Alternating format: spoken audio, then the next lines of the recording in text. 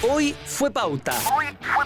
Analizamos las noticias que marcaron el día. Desde ahora y hasta las 7 de la tarde te acompañamos con entrevistas, análisis y las claves para entender la actualidad. Aquí empieza Hoy fue pauta. En UFRO Radio, la radio de la Universidad de la Frontera.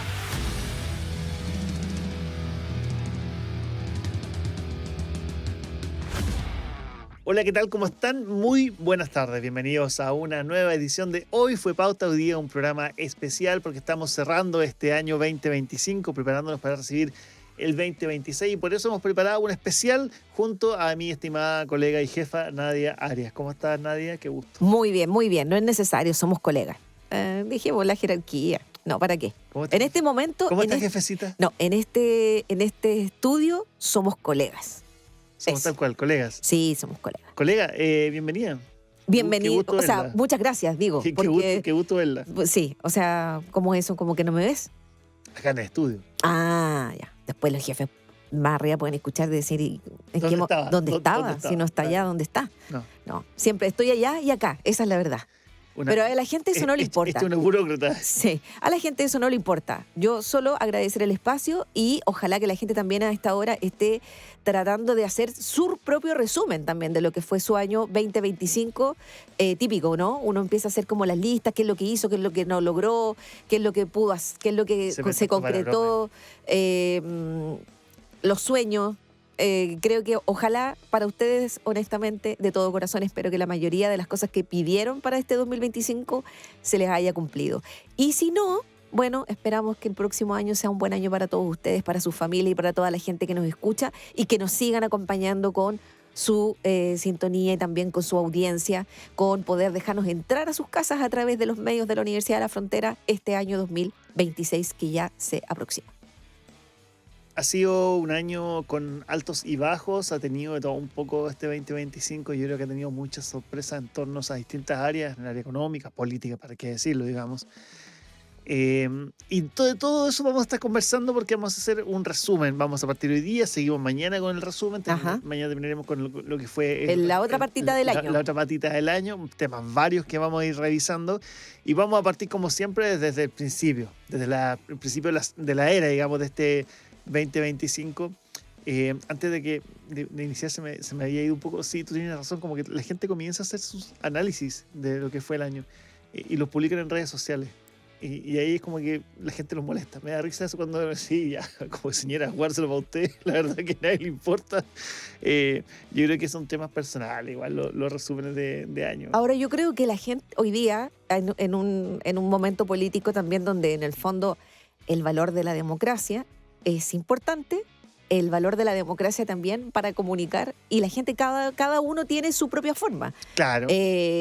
Cada uno tiene su propio medio hoy día a través de las redes sociales y yo creo que ahí cada uno puede publicar lo que quiera, siempre y cuando obviamente esté, en mi opinión, en cierto marco de respeto para la gente en general que opina diferente a uno también, porque eso es lo más importante, creo yo, ¿no? Tener ese espíritu de tolerancia y diálogo que yo creo que hoy día en nuestro país es más importante que nunca. Así que bueno, cada uno hará los resúmenes que quiera, quemará el papel el 31 en la noche. ¿Y tu resumen cómo va? No lo he hecho. ¿Todavía no? No, creo que si lo hago... Usualmente pienso eso los últimos 5 minutos del año. Cuando estoy con una champañita esperando Antes hacía esas las cosas. 12. Ahora ya no. Esos últimos 5 minutos como que pienso un poco, como... Ya, bueno, fue. Vamos a lo que siga. Yo a esta altura ya a los 45, no tengo problema en decirlo. Ya no pienso que el día a día es lo más importante. Más allá de la proyección de que uno pueda esperar. Al final, lo que hablábamos recién, lo más importante está ahí en el núcleo de nuestra casa cuando abrimos la puerta y llegamos, creo yo, para la mayoría de la gente. Cada día tiene su afán, dicen. Exacto. Oye, hablando de afán, había un afán muy importante en enero de 2025 que comenzó a gestarse en diciembre de 2024, cuando fue que el presidente Gabriel Boric ordenó que comenzara a realizarse, digamos, este trámite para comprar la casa del expresidente de la República, Salvador Allende, quien, bueno, convengamos que esta casa La idea era convertirla en un museo y que pasara a ser parte de un museo, digamos, de la Fundación Salvador Allende. Hasta ahí, todo bien. La idea era preservar la memoria del presidente, encargar la compra de la casa, que está ubicada en la calle Compañía, en Santiago, y convertirlo en un museo administrado por la Fundación Salvador Allende, liderada por la hija de Isabel Allende, que es la nieta, digamos, de Salvador Allende. Hasta ahí, todo bien. Hasta ahí está el ánimo, digamos, de realizar esta compra en cuanto a lo que se pensaba que era, digamos, la idea de hacer esto. ¿Qué pasó? El choque de la realidad nuevamente, y aquí nuevamente quedó en evidencia algo que ha sido parte, digamos, constante del gobierno del presidente Gabriel Boric, que es la falta de prolijidad que se ha demostrado en algunos aspectos administrativos. Porque habían inhabilidades constitucionales. Por ejemplo, la Constitución chilena prohíbe a ministros de Estado y parlamentarios celebrar contratos con el Estado mientras estén en sus cargos. ¿Qué pasaba? Habían dos personas que tenían relación directa con el expresidente Salvador Allende. Maya Fernández, que es la nieta, digamos, y Que era ministra de Defensa. era ministra de Defensa, y la senadora Isabel Allende, quien se encontraba en ese momento en el Parlamento.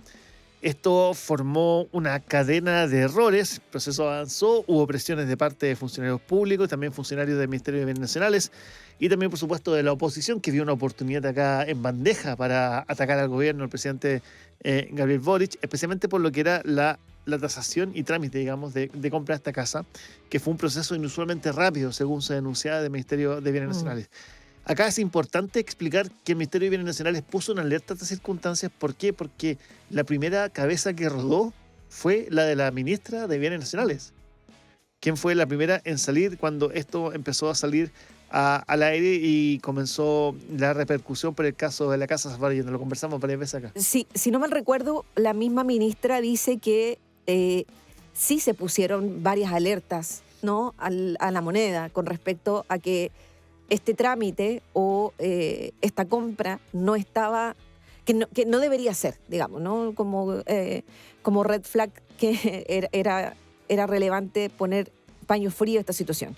Pero al parecer esto avanzó y hoy día, fíjate, particularmente en estos últimos días, quiero relevar informaciones que han salido en los últimos días donde en el fondo, en el caso particularmente en este caso, los querellantes en esta causa de la venta de la casa buscan, fíjate, saltarse la fiscalía y poder acusar al presidente Gabriel Boric directamente.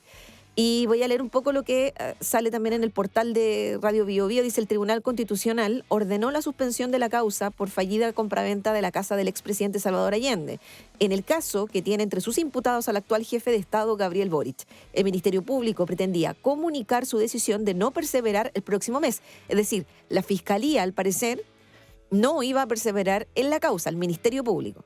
Con esta acción, el querellante busca poder presentar una acusación, directamente contra el mandatario sin contar con el respaldo de la Fiscalía. La Fundación Fuerza Ciudadana, representada por los abogados Raimundo Palamara y Nubia Vivanco, presentó hace poquito, 1 de diciembre, un requerimiento de inaplicabilidad por inconstitucionalidad ante el Tribunal Constitucional por la causa de la Casa de Allende. En su escrito se argumenta que el Ministerio Público, al aplicar en este caso su facultad de no perseverar, impide que el querellante pueda presentar una acusación por su cuenta al no estar formalizada la investigación. Con esto termino. Si nos va bien en el Tribunal Constitucional, podremos interponer nosotros directamente la acusación contra Gabriel Boric sin necesidad de formalización del Ministerio Público, comenta Raimundo Palamara a Bio Bio Investiga.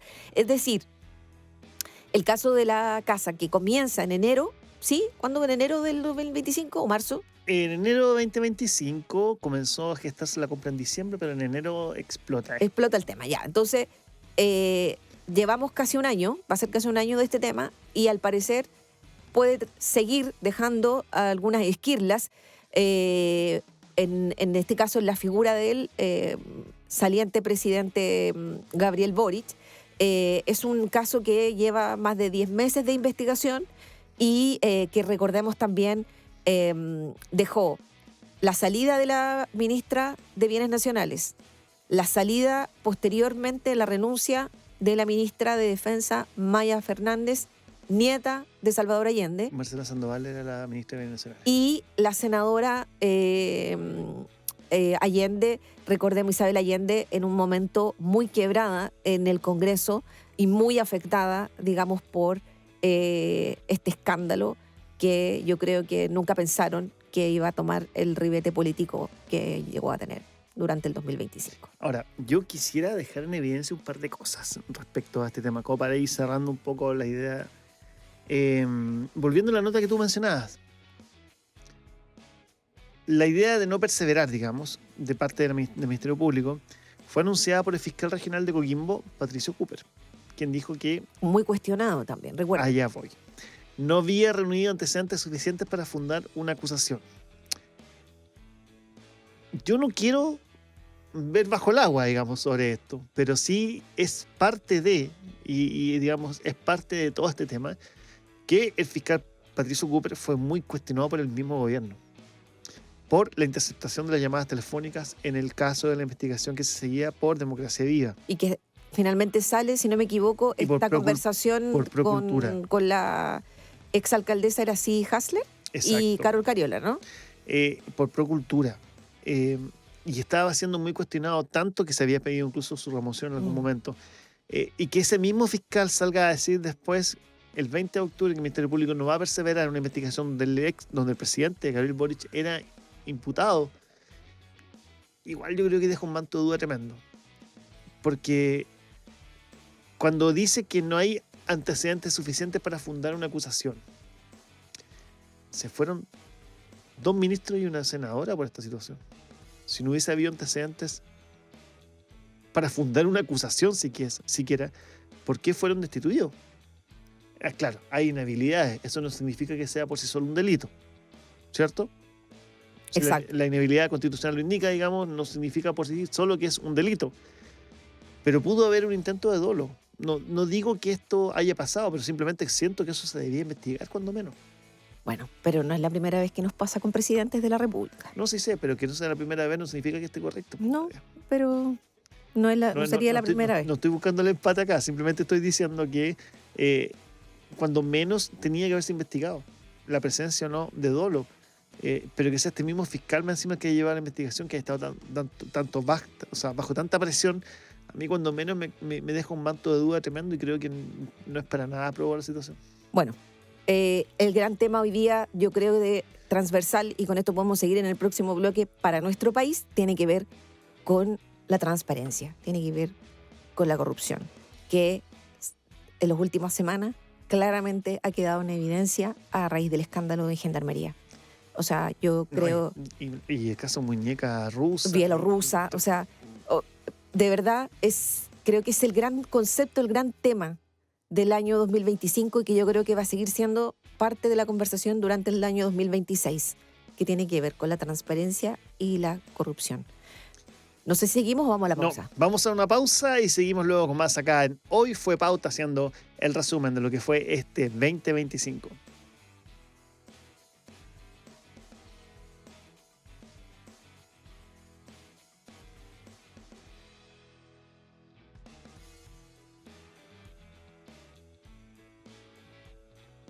Sigues en sintonía de Hoy Fue Pauta de UFRO Radio, acá en la radio de la Universidad de la Frontera. Estamos junto a Nadia Arias haciendo una revisión de lo que fue este 2025, un especial de noticias acá en Hoy Fue Pauta.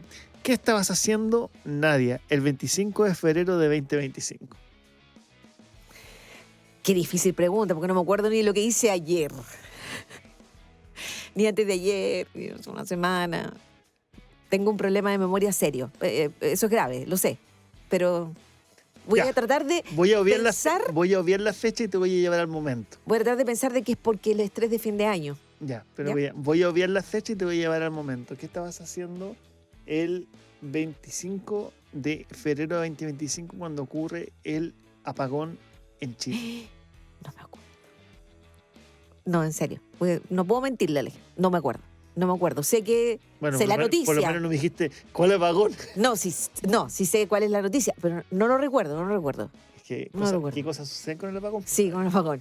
No recuerdo. No sé si estaba de vacaciones en otro lado, digamos en el Caribe. No, mentira. Si estaba de vacaciones, no me acuerdo. No. Pero sé de qué se trata la noticia, obvio. Yo estaba en la casa con mi hijo. Estábamos de vacaciones en ese periodo de febrero. Y de pronto se cortó la luz y no había internet. Y el mundo se volvió loco. Estábamos los dos ahí y empecé a revisar. Subí algo a redes sociales, me acuerdo, de Eufromedios. Y de ahí, cuando me di cuenta que el corte era bastante más amplio, según lo que se informaba en las redes sociales, le dije a mi hijo, oye, esto se viene mal. Anda a buscar vela. Sí, vámonos de los tatas, le dije. Porque mi departamento donde vivo con mi familia es como bien caluroso. Tú dijiste, un nuevo estallido social, Sí, no, arranquemos. era bien caluroso. Arranquemos de Chile. Y dije, necesito un poco más de frescura. Así que fui a la casa de mi papá, que tiene una casa con un patio, qué sé yo. Y llegamos allá y empiezo a ver lo que estaba pasando en Chile. La verdad que yo lo dije varias veces acá en el programa, es increíble cómo algo tan sensible y a la vez, para mí, me refiero tan sensible para el funcionamiento de nuestra sociedad y a la vez tan débil, puede provocar que de inmediato volvamos a la edad de piedra. Sí. Bueno, fueron 8 millones de hogares que quedaron sin luz en ese momento. O sea, y también nos 19 dejó... millones de personas. Nos dejó a oscuras 4 horas aproximadamente. No, duró más. ¿Más? Duró 7 horas. 7 horas, ya. 7 horas duró. Viste que ya no me acuerdo. Se extendió casi hasta la medianoche. Afectó a 14 de las 16 regiones. Según datos otorgados por el gobierno de Chile, el 98,5% de la población nacional fue afectada por el corte de energía del mega apagón. ¿Cuál fue la presunta causa? De acuerdo con el Coordinador Eléctrico Nacional, la interrupción del servicio fue originada por una desconexión no programada de una línea de transmisión entre las ciudades de Vallenar y Coquimbo, lo que generó un desbalance de frecuencia en el sistema eléctrico nacional. Esto fue un problema importante, un problema bastante grave, porque tuvo varias consecuencias también que fueron consecuencias no deseadas. La consecuencia más inmediata que tuvo fue de que esa noche había Festival de Viña. Ah, tienes toda la razón. ¿Te acuerdas? Bueno, para alguna gente eso es muy importante. Claro, pero para quienes estaban en el festival fue bastante importante. Claro. Para quienes compraban Esas entradas personas esa nunca lo noche, olvidarán. Nadie va a olvidar. Yo creo que hay gente que... Hay dos momentos clave del Festival de Viña en nuestro país. El terremoto y... La gente que se bancó el terremoto Claro. del 2010 y la gente que se bancó el mega apagón del año 2025. Claro. Porque tuvieron que suspender la noche donde se presentaba, digamos, varios artistas. Que no me acuerdo. Déjame ver si me acuerdo. Lo Estaba único que así. recuerdo es que ese día también se tuvo que Era la decretar- tercera noche del festival. Y se reprogramó para el día 1 de marzo. Era la segunda jornada del Abierto de Chile. Se estaba jugando tenis. Y en que- Viña del Mar creo que se hace siempre, ¿no? Claro. Y también tuvo que disputarse durante el día. Pese al corte, pero tuvieron que reprogramar algunas cosas. El partido de la Copa Chile entre Deportes Concepción y Unión Española por la Copa Chile tuvo que ser suspendido. Oye, un dato random que me acabo de dar cuenta. Ese partido que se suspendió enfrentó a dos equipos. Uno que ascendió, que es Deportes Concepción, y otro que descendió, que fue la Unión Española. Mira tú, las casualidades de la vida. Es un dato que sé que a nadie le importa, pero el futbolero... No, a la gente que me, le miraste gusta con, me miraste con cara que no me interesa, José, pero el futbolero va a decir, oye, mira, sí, para tiene que no, razón. no, sí. Bueno, Ese partido que se suspendió entre Deportes Concepción y Unión Española, uno ascendió y el otro bajó a la primera vez. Quizás que ahí se marcó la mala suerte. la mala ya. suerte. Oye, en ese momento el Estado, o sea, el gobierno tuvo que decretar estado de catástrofe, imponer toque de queda durante la noche. Eso, fíjate que igual no me recordaba, porque... y fue levantado, digamos, el estado de excepción al día siguiente o en la madrugada. El presidente decía en ese momento, lo ocurrido hoy nos indigna, no es tolerable que por responsabilidad de una o de varias empresas se afecte la vida cotidiana de millones de personas. Yo creo que finalmente este tipo de hechos nos lleva también a una noticia que es relativamente reciente de los últimos meses. A lo mejor mañana podemos darla con más, desarrollarla con mayor intensidad, pero que tiene que ver con lo que ocurre después con el ministro de Energía. Recordemos que el tema de los apagones no es algo poco usual, lamentablemente, porque estábamos muy acostumbrados, creo yo, en a ese Chile, nivel. a tener un sistema muy seguro, donde no era usual que en un año tuviéramos al menos 3 cortes importantes de energía eléctrica en regiones del país, que finalmente esta red interconectada fallara. Y yo creo que a esto, sumado a la polémica, ¿no?, por el tema del cobro de la energía, Fue un mal año para Diego Pardo. de verdad, en el fondo, te hace pensar o te hace reflexionar que todo lo que nosotros entendíamos o creíamos que estaba seguro, ordenado, controlado, finalmente no es tan así. Y te pone nuevamente en jaque al Estado, creo yo, más allá de los gobiernos, pone en jaque al Estado para ver cómo mejorar un sistema que es, digamos, es privado de alguna manera, porque nosotros pagamos a una empresa por esto, pero regulado por el Estado. Hay que poner ojo ahí, digamos, qué está pasando, qué conversaciones hay que tener este nuevo gobierno, a lo mejor, con las empresas de suministro eléctrico, pero también se me olvida la palabra, que no es el suministro, es... ayúdame. Los distribuidores. Los distribuidores de energía. Porque, de verdad, creo que pocas veces o durante mucho tiempo, excepto de otras épocas de nuestro país, era un sistema que nosotros pensábamos que era seguro, que no estábamos acostumbrados a tener apagones de horas, digamos, en Chile, y posteriormente el escándalo del tema del cobro. Finalmente lo que genera es una indignación en la ciudadanía, digamos, en nosotros, ciudadanos, como tú, como yo, como cualquiera de nuestras familias, amigos, da lo mismo, colegas, que tenemos que pagar la luz todos los meses y que si te atrasas te la cortan. Pero finalmente las empresas, cuando tengan, o sea, no lo hemos visto solamente en este caso, en otro tipo de situaciones de servicios o de empresas, cuando te tienen que reparar el daño causado, finalmente es una burla. Yo creo que ese también es un punto, que la gente deja también de creer un poco porque sienten que es una burla que te estén devolviendo de a 10 pesos o que no se pueda, de alguna manera, la gente que pierde sus productos, por ejemplo. Que tengas que tú empezar a hacer el trámite de justificar cuánto perdiste cuando en el fondo había un servicio que no fue bien cumplido, pero tú tienes que pagarlo todos los meses.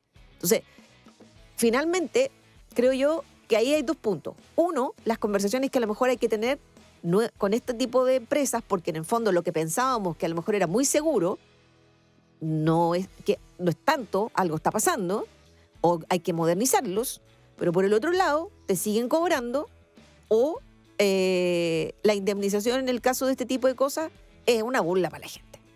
Solamente quisiera agregar a lo que acabas de decir, lo cual coincido mucho contigo, es que ese apagón dejó diversos efectos, entre ellos pérdidas económicas importantes en muchos sectores de servicio, especialmente en nuestro país, por la temporada, estamos en pleno verano, dejó 3 personas fallecidas. Eso también es no menor. No menor. Interrupciones de agua y comunicaciones, vulnerabilidad crítica en el sistema eléctrico nacional y también investigaciones por lo mismo, que determinó, se aplicaron multas por parte de la Superintendencia de Electricidad y Combustible, aplicaron multas por 2 casos. Primero hubo un corte eléctrico en agosto de 2024, no sé si te acuerdas que fue un corte. Por eso, a eso me refiero. No fue tan grave como el de no fue tan febrero, intenso. ni tampoco tan amplio, digamos.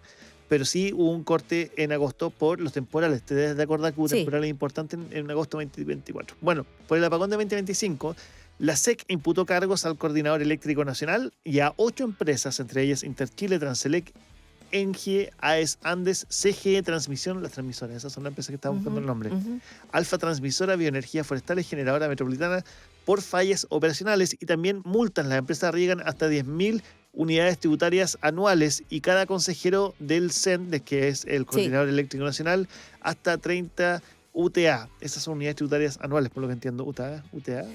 Mira, me acuerdo que creo que fue esta persona que también salió del cargo. No lo tengo tan claro en este momento, pero que finalmente igual... Ahora, lo que la gente se pregunta es, ¿qué pasa después? Después de esto, cuando se imputa a las empresas, hay una multa, pero ¿a mí quién me paga? Digámoslo, o sea, la familia que perdió a sus familiares, digamos. a sus seres queridos, o la gente que perdió, ¿cómo se llama? Los emprendimientos, o su negocio, si tenía cosas congeladas. ¿A mí quién me paga? Porque generalmente no hay seguros para eso, por ejemplo. Claro. Las empresas grandes, los supermercados, las grandes distribuidoras, a lo mejor tienen algún tipo de seguro o tienen otro tipo de, no sé, generadores, pero para los más pequeños. Entonces, bueno, O mayor aún, ¿cuál es la implicancia respecto a las personas fallecidas? Las personas son electrodependientes, exacto. que tienen unidades de baterías, muchos de ellos, para sobrevivir en caso de un corte eléctrico, pero no para un corte de 7 horas, ¿me entendí? Ellos pueden, de repente, algunos tienen capacidad de poder ocupar unas baterías que le dure quizá un par de horas. ¿Qué ocurre en ese caso? No todo el mundo vive en la zona urbana, entonces Además. muchas veces zona rural de difícil acceso, y también para poder transitar es más complicado llegar a un hospital, no es ni tema, y el hospital probablemente tampoco tenía energía para poder ayudarlo. ¿Qué pasa con eso? ¿Cachai? Hay varias preguntas que de repente nos tenemos que hacer al respecto sobre cómo funciona la legalidad en Chile, porque la verdad pareciera ser de que está hecho exclusivamente para que se cumplan claramente las condiciones cuando tú eres el consumidor, pero no cuando tú eres la persona como consumidor que está siendo transgredida en su derecho. Yo creo que ahí fortalecer el SERNAC es importante, pero también fortalecer a las empresas, porque ya, estas multas que se van a cursar, ¿qué se van a convertir después? Es que eso es, pues. Si finalmente la gente lo que se pregunta, ya, y yo, a mí me afectó. ¿Qué pasa conmigo? ¿Qué pasa conmigo? ¿Cómo a mí se me va a recompensar de alguna manera lo vivido o lo perdido? Bueno, yo creo que nuevamente son lecciones que, vuelvo a decir, conversaciones que me imagino que ahora las nuevas autoridades van a tener con las empresas de electricidad, o a lo mejor avanzar también a energías no renovables. No lo sé, no sé cuál va a ser la propuesta de las nuevas autoridades. ¿Te parece que vayamos a una pausa? Vamos a una pausa y seguimos con más acá en Hoy Fue Pauta.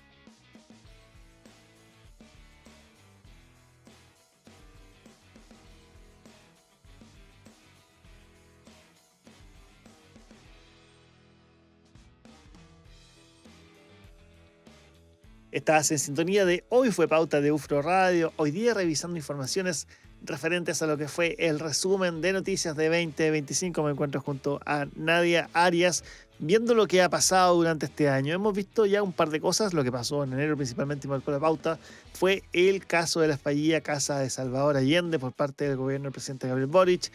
En el mes de febrero, sin duda, la pauta estuvo marcada por lo que ocurrió con el mega apagón del 25 de febrero de 2025, en donde más del 98% de la población chilena se vio afectada por este corte de energía eléctrica, así como también causando diversos problemas y también, por supuesto, desgracias, entre ellas 3 personas fallecidas de forma indirecta e directa incluso por este corte de energía que ocurrió en nuestro país, y por lo cual también se aplicaron diversas sanciones por parte de la Superintendencia de Electricidad y Combustibles. El mes de marzo tampoco estuvo tan tranquilo, porque se empezó ya a hacer el balance de lo que había ocurrido con los incendios forestales en nuestro país y también en la región de la Araucanía. Considerando solamente los primeros meses del año 2025, en la Araucanía se registraron un total de 1.015 incendios forestales en el primer semestre de 2025, para ser más preciso. Y lo extiendo hasta marzo porque la temporada de incendios forestales en nuestra región ha ido ampliándose. Algo que cuando éramos más jóvenes y estábamos en los primeros albores del reporteo, usualmente era enero, febrero con suerte.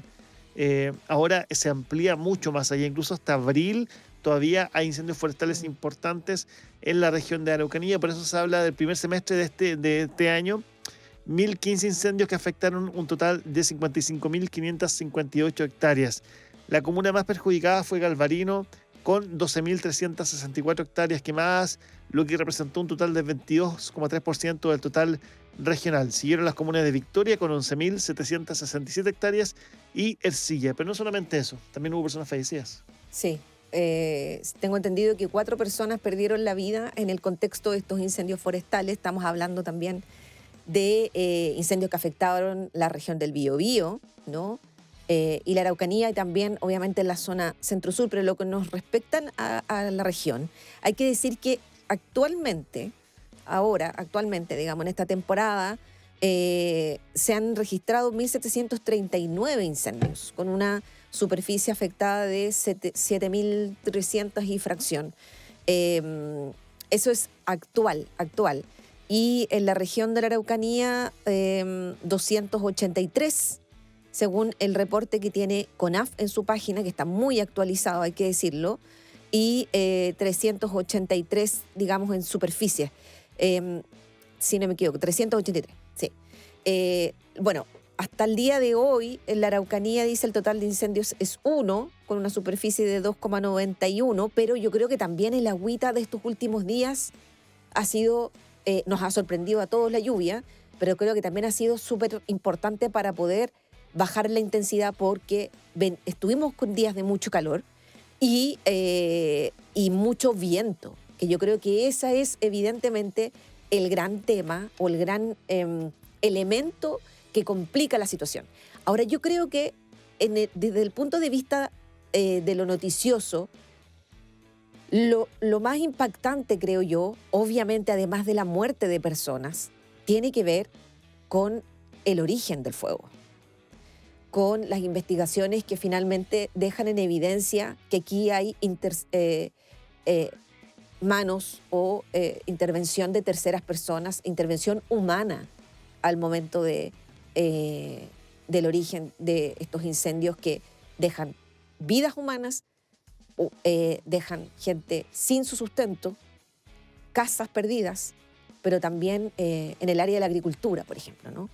Y además una inversión de recursos para poder combatir el fuego muy importante.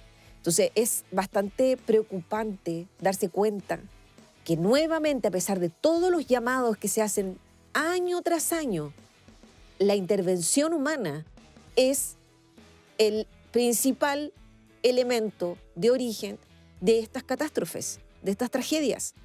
Y lo más triste aún es darse cuenta que a veces incluso hay gente de los mismos bomberos que son parte del origen de estos incendios, porque recuerda que en un momento hasta casi como que se dio a entender que había como casi una red, ¿no?, de personas que se habían asociado para crear este tipo de incendios por temas de horas, o no entiendo, no me recuerdo bien. Sí, pero eso hay que acotarlo a que eso es parte de la investigación que se llevó a cabo por los incendios en Quilpué y en el año 2024. Pero no estoy hablando, sí, efectivamente, para no decir que fue acá en la región de la Araucanía. Pero sí, evidentemente, el trasfondo de lo que quiero decir es que nuevamente el ser humano es quien crea estas tragedias, que origina estas tragedias, y la verdad es que honestamente, a uno le cuesta entender, ¿no? Le cuesta entender que además gente que estaba preparada y que supuestamente los bomberos están para eso, para combatir, es un poco lo que hablábamos hace un ratito atrás, el tema de la corrupción y los gendarmes. O sea, la gente que estaba formada y que trabaja para custodiar, finalmente lo que era parte de una red de corrupción. Entonces, eso es bastante triste, ¿no? Darse cuenta de que el ser humano nuevamente pone la mano ahí para crear tragedias que pierden vidas humanas. Bueno, para explicar un poquito más a fondo, teníamos a 3 personas que fallecieron. 3 brigadistas murieron en un incendio que estaban combatiendo en el sector Trintre, en la región de Araucanía. Esto es en la comuna de Traiguén, según tengo entendido y por lo que recuerdo.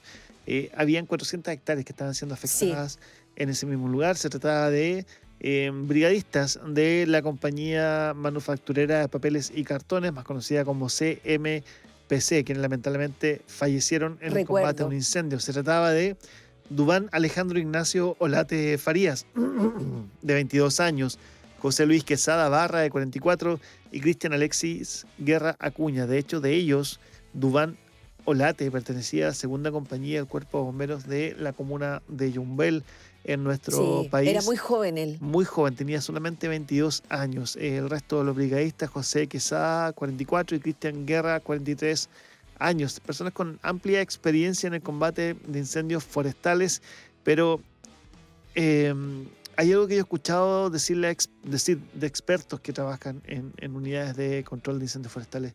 Y dicen que los incendios que ocurren en medio de estos ambientes de fauna silvestre y de flora y fauna silvestre son muy complejos y muy difíciles porque se siente como si estuviesen vivos, ¿me entendí? Como que de repente reaccionan de acuerdo a la dirección del viento, de forma muy rápida. En un segundo te puedes ver en un incendio que estabas persiguiendo, que el incendio comienza a perseguirte a ti, Sí.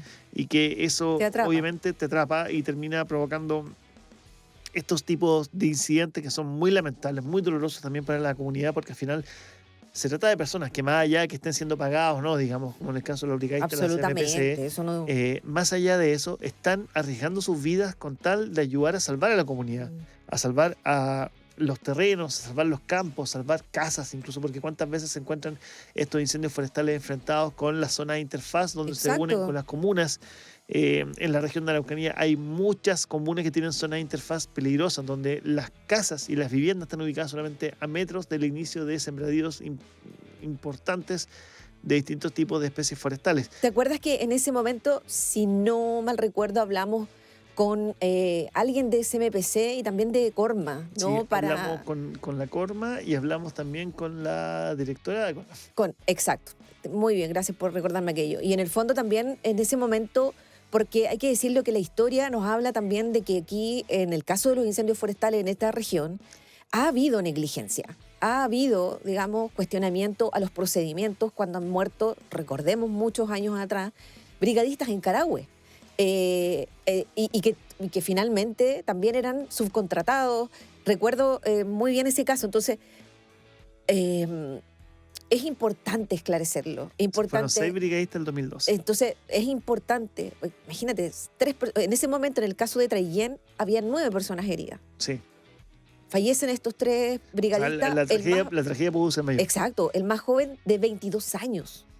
Entonces, también era importante, recuerdo que lo hablamos, cuáles eran los procedimientos, cómo funcionaban estas brigadas, quién daba la orden de entrar, digamos, porque, claro, la directora de CONAF recuerdo que nos decía que hay un trabajo que se hace durante mucho tiempo con estas empresas y con los brigadistas, un trabajo entre privados, digamos, y público, pero también aquí hay segundos que pueden hacer la diferencia, ¿no? O protocolos, segundos de actuar bien o de seguir, ¿no?, este protocolo que pueden hacer la diferencia. Más allá de eso,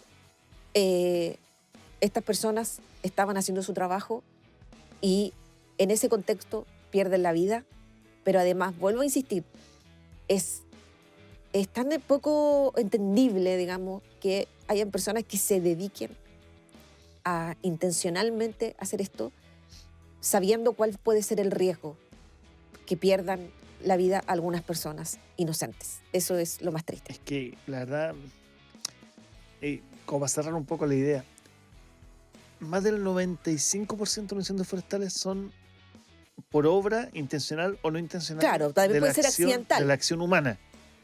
Pero a veces hay accidentes, y por eso quería apuntar, que tienen tal nivel de negligencia que son inexcusables. Exacto.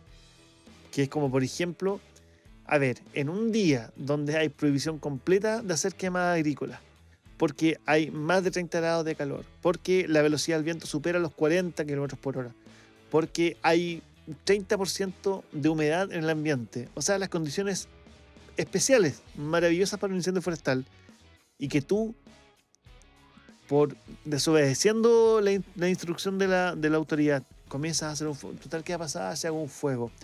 Y estas llamas, digamos, se amplían y comienzan a caer por todas partes. Estas cenizas que vuelan con el tiempo, tienen un nombre, con el viento vuelan, y comienzan un incendio forestal. Eso es inexcusable. O sea, tú tenías toda la información a mano para evitar ese tipo de situaciones. Y aún así, la gente sigue cometiendo los mismos errores y sigue cometiendo también. A esta altura del partido, yo siento que ya cometiendo el mismo crimen. Ya, porque, insisto, no es que tú Se quieras dice quemar. tantas, bueno, No es que tú quieras hacer un incendio forestal, pero es tan inexcusable la negligencia que uno dice, ya eres parte de un crimen, ¿no? Es casi como conducir curado. eso te iba a decir, iba a ser como la misma, si te dicen tantas veces que eso no hay que hacerlo. Bueno, ojalá que este año esperamos que, no vamos a decir que no se van a provocar, porque evidentemente van a ocurrir, pero ojalá, y hemos tenido muchas veces acá a la gente a la directora, también a brigadistas, conversando en Conexión otro... Ciudadana lo conversamos este Exactamente, mismo mes, hace un par de poquitas semanas atrás, hablando precisamente cómo se están preparando. No, la gente a veces piensa que se preparan como en diciembre, en octubre. No, llevan todo un año trabajando precisamente para ver cómo combatir, trabajar en forma estructurada, organizada y en protocolos para poder evitar tragedias como la que ocurrió en digamos, los primeros meses del 2025. Vamos a una pausa y seguimos luego con más acá en la revisión de noticias de 2025 junto a Nadia Arias en la radio de la Universidad de la Frontera.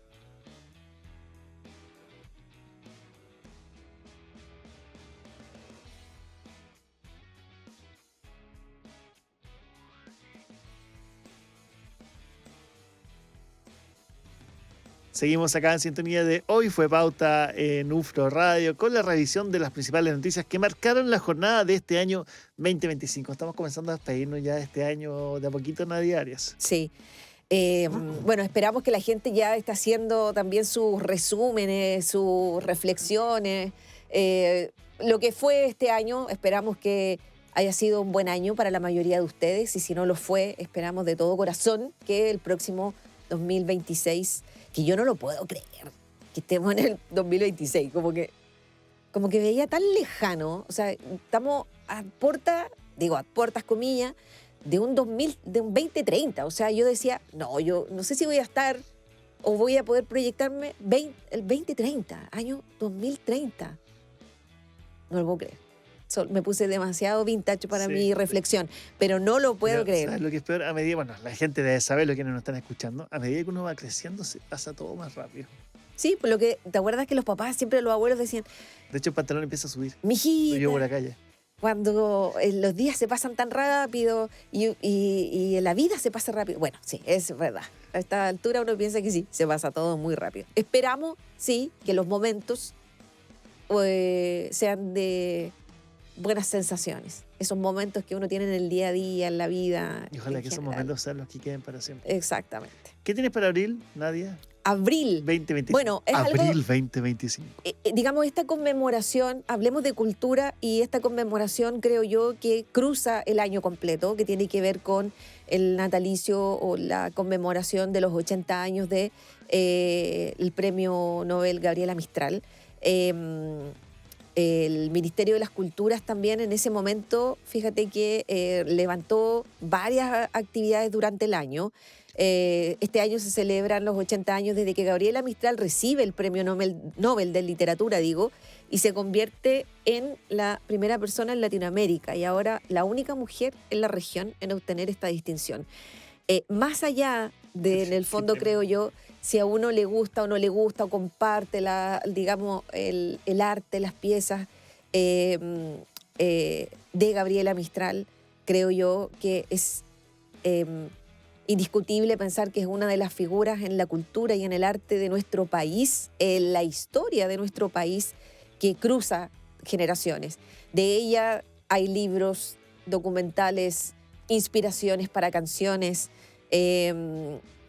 con un legado, digamos, donde no solo se cruza desde la poesía, también se cruza desde la docencia, desde esta impronta, digamos, que ella pone en el aula y que traspasa, bien digo, a través de sus obras, a través de sus piezas, hasta el día de hoy, en colegios, en exposiciones, internacionalmente reconocida, y por qué no decirlo también en esta lucha constante de quién es más reconocido, Pablo Neruda, Gabriela Mistral. Yo creo que en eso no hay que perderse, creo que también hay que relevar que ella es una de las poetisas que además, como vuelvo a decir, destaca por ser hasta ahora la única mujer de Latinoamérica en recibir un premio Nobel de Literatura.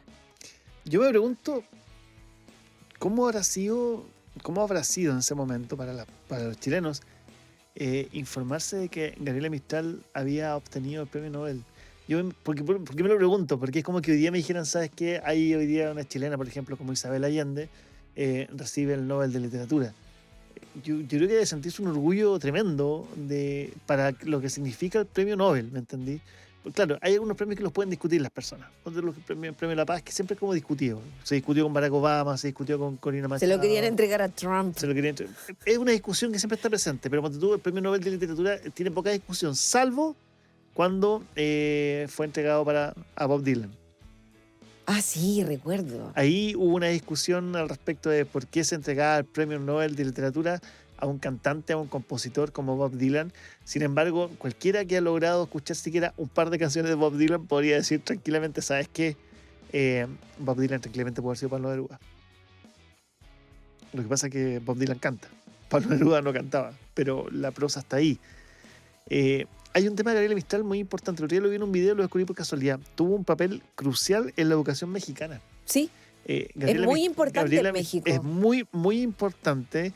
Fui invitada por el ministro José Vasconcelos a implementar la escuela libre, al aire libre. ¿Cuál fue la clave acá? Que Gabriela Mistral venía con ese conocimiento de la educación rural. Ella hizo una carrera importante en cuanto a la educación rural y lo llevó hacia México con un enfoque en la cultura rural e indígena, con una educación más accesible, por supuesto, y enfocada en la lectura y cultura. Eso dejó un legado importante en México. Hasta el día de hoy se reconoce y lo descubrí en un video por casualidad, lo iba viendo cosas, una etapa que desconocía de Gabriela Mistral. Pasemos a mayo. ¿Qué pasó en mayo? Este fue el año de los tornados en Chile. Y digo el año de los tornados en Chile porque si bien tuvimos un tornado importante que fue el tornado de Puerto Varas, que eso ocurrió el 25 de mayo de 2025. Lo recuerdo. En la ciudad de Puerto Varas, tienen que recordarlo muy bien. Fue un tornado clasificado en categoría F1 en la escala de Fujita mejorada. Eso significa que habían vientos sostenidos entre 138 y 178 kilómetros por hora. Provocó una destrucción importante, afectó a más de 250 viviendas y dejó a 300 personas damnificadas. Pero, ¿cuál es la clave de todo esto? Es que ocurrieron diversos tornados en nuestro país este año. Ocurrieron también en la zona de Linares y que en buena parte del año, desde mayo hasta incluso diciembre, han habido distintos avisos y alertas meteorológicas por parte de la Dirección Meteorológica de Chile, indicando la presencia de nubes convectivas que podrían eventualmente convertirse en un tornado. De hecho, esa jornada hubo un aviso de parte de un particular. Hay uno que se llama profesor Eduardo, no sé cómo se llama, profesor de clima, ¿Ya? de Waterman se llama. Y él escribió en sus redes sociales que eventualmente durante esa jornada podría haber el riesgo de la ocurrencia de tornados en el sur de nuestro país. De hecho, ese tornado ocurre y se levanta una alerta para la región de Araucanía también hacia los lagos. Y este tipo de avisos después se ha mantenido. La Dirección Meteorológica de Chile como que se puso un poco más vivaracha al respecto y dijo, mira, si hay una posibilidad pequeña, avisémosla. Avisemos. Afortunadamente hasta el momento no hemos tenido personas fallecidas que lamentar. Sin embargo, para quienes pudimos ver las imágenes de lo que fue el tornado en Puerto Varas, claramente eso pudo haber terminado muy mal. Sí, bueno, pero hubo lesionados, hubo como 20 personas lesionadas, más de 200, no sé si 200, 250 viviendas dañadas y también obviamente suministro eléctrico que fue suspendido, o sea, 4.500 personas aproximadamente. Y la verdad es que, como bien dices tú, estamos muy poco acostumbrados en general en la historia de nuestro país a ver este tipo de fenómenos climáticos. Generalmente lo vemos en otros países o pensamos que es realidad de sectores más caribeños o con otro tipo de clima. Pero fíjate que estaba aquí leyendo sobre lo que dicen los expertos y un profesor de la Universidad de Magallanes, Nicolás Butorovich, decía que los tornados o trombas marinas, si se generaran en el mar, dice, se generan o originan debido a la existencia de una inestabilidad atmosférica en un lugar determinado, en el que la interacción entre el aire cálido con el aire frío provoca que los vientos se desplacen de forma vertical y en rotación en lugar de hacerlo horizontalmente. Pero lo que se explica también es que el tema del cambio climático, de alguna manera, puede tener digamos, puede ser parte importante del fenómeno y que Chile de alguna forma va a tener que acostumbrarse a ver estos fenómenos mucho más habituales. Para quienes todavía niegan que exista una crisis climática, creo que esto nos habla, Es una muestra, es una muestra de que estamos equivocados y es una muestra también de que la naturaleza, como siempre, nos demuestra lo ínfimos que somos. El 31 de mayo de 2019 ocurrieron 2 tornados tipo tromba marina que azotaron a Concepción de Talcahuano y dejaron una víctima fatal. En ese momento, el entonces presidente Sebastián Piñera anunció que se iba a desplegar una red de radares meteorológicos. Hace 6 años todavía no hay indicios de instalación de radares en Chile. La red de científicos en Chile, especialmente la red geocientífica de Chile, solicitó cuando ocurre este tornado en Puerto Varas al presidente Gabriel Boric y al gobierno de Chile la compra, la adquisición e instalación de radares meteorológicos para nuestro país con la finalidad de poder de alguna forma anteponerse a este tipo de situaciones con un poco más de tiempo que permita elevar una alerta para según algunos sectores. Hay una persona fallecida que fue la que ocurrió en Talcahuano en 2019. Este año, afortunadamente, no hubo personas fallecidas, pero podría eventualmente haberlas. Hasta ahora, yo no lo sé, voy a hablar de la ignorancia, pero no sé si hemos tenido tornados más altos de la escala de Fujita mejorada de F1. Pero eventualmente pienso un F2, un F3, ni hablar de un F más arriba. Estoy pensando solamente en esa escala. Podría eventualmente dejar personas fallecidas. Y creo que es una realidad a la cual debemos acostumbrarnos, como tú dices, y creo que también es parte de que el gobierno de Chile se haga cargo de esto y también haga las inversiones necesarias para evitar que este tipo de desastres sigan afectando a la comunidad. ¿Vamos a una pausa, Nadia? Vamos a una pausa. Vamos a una pausa y seguimos con más acá en Hoy Fue Pauta.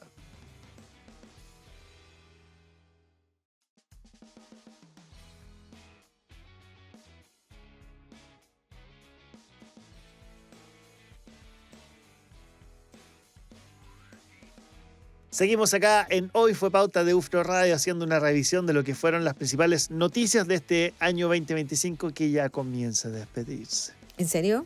Sí. Dice adiós. Adiós. Se finí. Hoy me voy a cantar me acordé del adiós, tía Pati. Adiós, tía Lela. Adiós 2025. De los primeros virales, yo creo que en Chile, ¿no? Bueno, primero, yo creo que nuevamente a nombre de todo el equipo de UFRO Medios y de los medios de la Universidad de la Frontera, desearles un muy buen cierre de año. Mañana vamos a continuar con nuestro resumen. Pero todavía no hemos terminado. ¿Ah, no?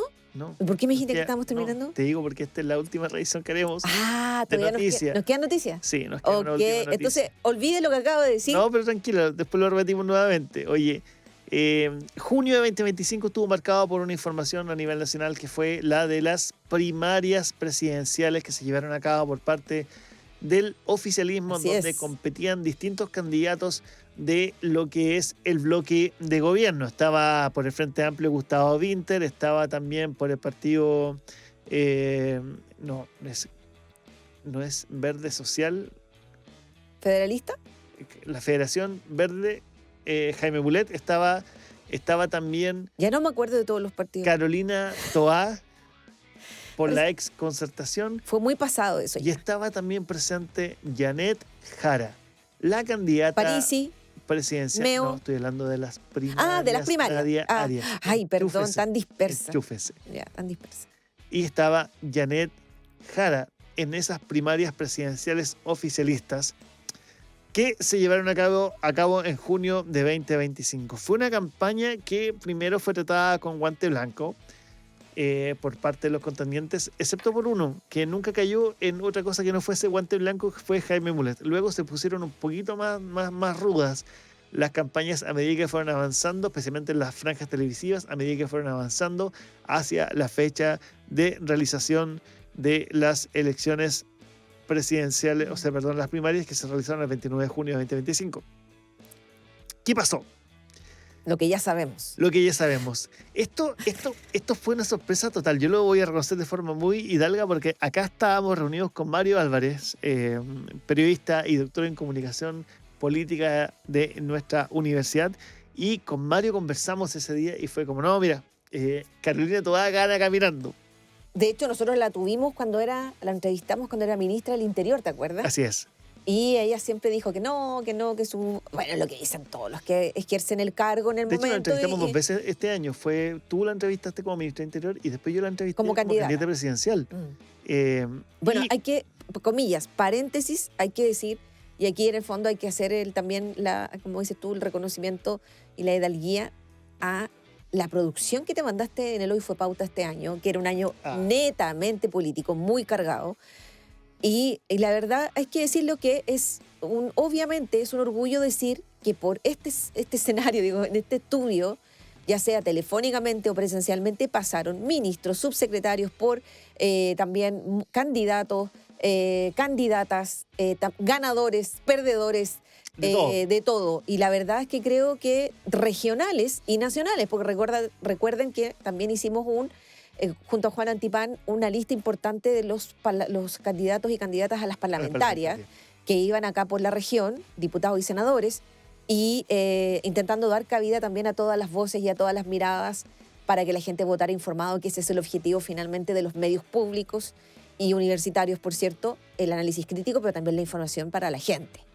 Así que yo tengo que reconocer también que aquí hubo un esfuerzo, un trabajo importante de tener a todas estas personas, como tú decías también, a Carolina Toá, la tuviste también como candidata. A ver, tengo una duda. Mira, estuvo de los... ¿Janet Jara alguna vez estuvo? Janet Jara fue la única que no quiso, ¿no? Nunca conversó con Hoy Fue Pauta. Pero de esta campaña, tampoco. De esta campaña... Ojo ahí. Gonzalo Vinter no estuvo, pero estuvo Gael Diego Mans. Sí. La diputada y vocera estuvo presente acá conversando. Janet Jara no estuvo, pese a que conversamos con todo el equipo, periodistas y con todo el equipo con quien pude conversar. José Antonio Castro, Carolina Toá también estuvo presente acá. Estuvimos conversando con ella en una entrevista que realizamos en el Estadio Municipal Germán Becker, en donde ella estaba en una actividad, un mitin, y después nos dio un tiempo y hablamos con ella. Perfecto, 20 minutos. Y con quien también tuve la oportunidad de hablar fue con Jaime Mulet. Telefónicamente hablando, hablamos con Jaime Mulet 2 veces. Acá por teléfono y también... Telefónicamente hablando. Y en el estudio también hablamos con Jaime Mulet. Con quienes no tuve ninguna posibilidad de hablar este año fue con José Antonio Cast, pese a que se intentó, con Evelyn Matei, lo intenté bastante, con Johannes Kaiser, confieso que no lo intenté tanto, y con Franco Parisi sí conversamos también y lo dimos varias veces. Y también con quien conversamos fue con Harold Mike Nichols, Marco Enrique, y con Marco Enrique Suminami, con quien estuvimos hablando hace un par de semanas acá también en Hoy Fue Pauta de UFRO Radio. Ahora, gracias, no es para tirarse en este momento los aplausos, pero sí quisiera decir algo. ¿Por qué se hace esto? Es porque, tal cual tú dijiste, somos un medio de comunicación público. Esto quiere decir, no es un medio de comunicación que obedece a estándares económicos o comerciales, es un medio de comunicación público. Y tampoco ideologías. Tampoco, de universidad, de una universidad pública y estatal de nuestra región de Araucanía. Entonces hay una misión de que las personas tengan la capacidad de votar informados, sin sesgo ideológico. Acá los sentamos y conversamos con ellos y hablamos, sin ninguna necesidad de pillarlo, porque se da mucho esa tentación en la prensa libre, la prensa liberal más bien, digamos, de querer sacar una cuña vendedora. Ojalá que diga algo, ojalá pillarlo, ojalá molestarlo, ojalá que se enoje, ojalá que pelee. Acá no, la idea era que conversaran y pudiesen contar libremente cuál es la propuesta y cuál es la idea. Bueno, saliendo de aquello, terminando el episodio del autobombo, Janet Jara se impuso con el 60% de los votos. O sea, fue una sorpresa total. Para Carolina Toá yo creo que fue un balde de agua fría. Yo creo que todos los otros candidatos sabían, pero aquí la gran pelea era Jara, Toá, ambas exministras del actual gobierno saliente, y Carolina Toá, ambas con experiencia en el servicio público, hay que decirlo, porque Janet Jara fue subsecretaria. Sí, no, yo creo que Toá corría con... Pero Toá tiene un peso político por toda la historia que ella tiene, su familia, la figura de su padre, ¿no? Por eso yo creo que también tiene que haber sido un golpe importante, porque durante mucho tiempo, yo creo que desde que Carolina Toá firmó como ministra de Gobierno, ministra de Interior, siempre se pensó como una figura presidenciable, aunque ella lo negara, etcétera, ¿no? Pero siempre desde la esfera política, digamos, de la exconcertación, siempre se pensó que ella era la figura, ¿no? Así es. Incluso en un momento fue que en vez de Vinter iba una figura fuerte como Tomás Bodanovich, él lo descartó y finalmente fue Vinter por Frente Amplio. Pero yo creo que para ella tiene que haber sido un balde de agua fría, y qué decir posteriormente, no recordemos que ella desaparece de la esfera del escenario político por muchos meses, hasta cuando es la primera Segunda. vuelta. Y la segunda. Precisamente Claro. la segunda vuelta presidencial. La segunda vuelta presidencial, donde en el fondo se sube al escenario con Janet Jara para reconocer la derrota. Ahora, pasaron dos cosas en esa primaria. La primera, es la derrota de Carolina Toá, que obtuvo el 28% de los votos sobre los 60,16% que obtiene Janet Jara. Pero pasa una segunda cosa que pasa un poco más inadvertida para algunos, pero para otros no pasó inadvertida, que fue la derrota inapelable del Frente Amplio. El Frente Amplio, recordemos que se fusionó entre varios partidos más, formaron evidentemente lo que ahora sí es un Frente Amplio. Es el partido de gobierno, es el partido del presidente Gabriel Boric, y obtuvo un 9%. O sea, solamente obtuvo un 7% más de lo que obtuvo Jaime Mulet. Y esa fue una derrota inapelable en el Frente Amplio que demostró efectivamente de que los aires no estaban buenos para el oficialismo, para el gobierno del presidente Gabriel Boric especialmente. Y yo creo que eso debió haber sido una primera muestra de lo que se venía a fin de año. Pero ¿sabes qué? Yo vuelvo a insistir que creo que también mucho más allá del apellido Frente Amplio tiene que ver con la figura. Creo que Winter no era el candidato. Sin duda no era el candidato. No, pésimo. O sea, yo creo, o sea, pucha, dicen después de la guerra, ¿cómo es? Después de la batalla todos son Sí, no, generales. pero uno con el tiempo adquiere una capacidad de análisis crítico y te permite decir cosas. Pero no, yo no me siento, no creo que tenga ese valor, honestamente. Creo que estoy tratando de interpretar más que nada como las sensaciones, que tienen que ver con que Winter no enganchó con la gente. No era alguien que enganchara, a diferencia de Tomás Bodanovich, que tú ves que claramente tiene otro perfil y tiene otra llegada. Y creo que a lo mejor el escenario hubiese sido diferente. Ahora, eso es una conversación que internamente no sé cómo se dio. Yo creo que Bodanovich también entendió que no era el momento. Humildemente a lo mejor dijo, yo no estoy preparado para esto hoy y tengo que seguir, digamos, en esta posición de territorial y luego ver qué pasa. Y yo creo que puede ser que en las próximas elecciones tengamos a un Tomás Bodanovich, si es que no pasa nada en 4 años, digo, no se ve envuelto en escándalos en la municipalidad, que sabemos que su municipalidad ya estuvo envuelta en un gran escándalo con la exalcaldesa, etcétera, que puede ser una figura relevante, porque también es un tipo joven todavía. Y que a lo mejor también, ¿por qué no pensar que en 4 años más vamos a tener candidatos del Frente Amplio? Gabriel Boric puede volver, puede tener a un Tomás Bodanovich, y por el otro lado, escuchaba también que hoy día también esta misma coalición está pensando en por qué no levantar a Carol Cariola, que también, a pesar del escándalo, volvió a sacar muy buena votación. Yo no siento Camila Vallejo. que vaya a seguir la lógica de las coaliciones. Es importante saber cómo se va a desarrollar en los próximos años y los próximos meses. Es que lo que pasó con Gonzalo Winter sí fue un apronte de lo que se venía para fin de año. Más allá de que no hubiese sido el candidato. Y sabes qué bueno que no fue Bodanovich. Estoy pensando desde la mirada del Frente Amplio, porque probablemente se habría obtenido el mismo resultado.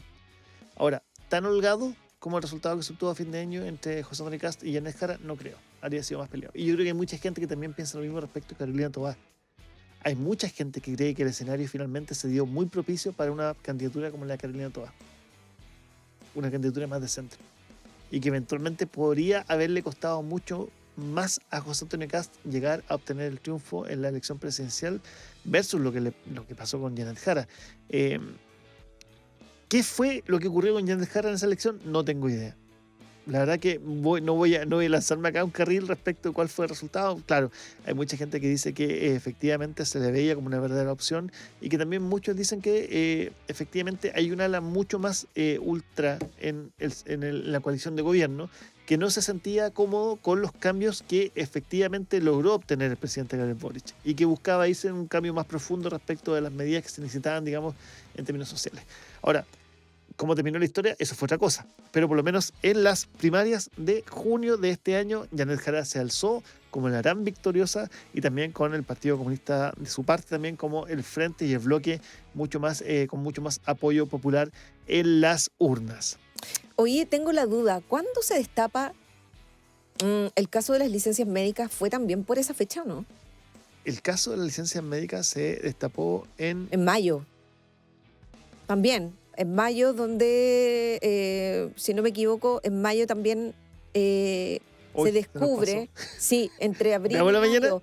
Veámoslo, pero ya. Porque yo creo que eso también, fíjate, ha marcado parte de la agenda, porque así como lo que hablábamos del tema del caso Audios de Hermosilla, que finalmente ese caso, esa interceptación telefónica de una investigación, destapó, pero muchísimas más aristas. Ya, pero veámoslo mañana porque está pasando el tiempo y estamos llegando al final del programa. Oye, nos dejamos invitados para mañana. Mañana, 31 de diciembre, vamos a estar revisando... Mientras usted organiza la cena. Claro, mientras usted organiza la cena, está cocinando cosas. Cena. Oye, no, en algunos sectores cena no se ocupa. La comida de noche, sí.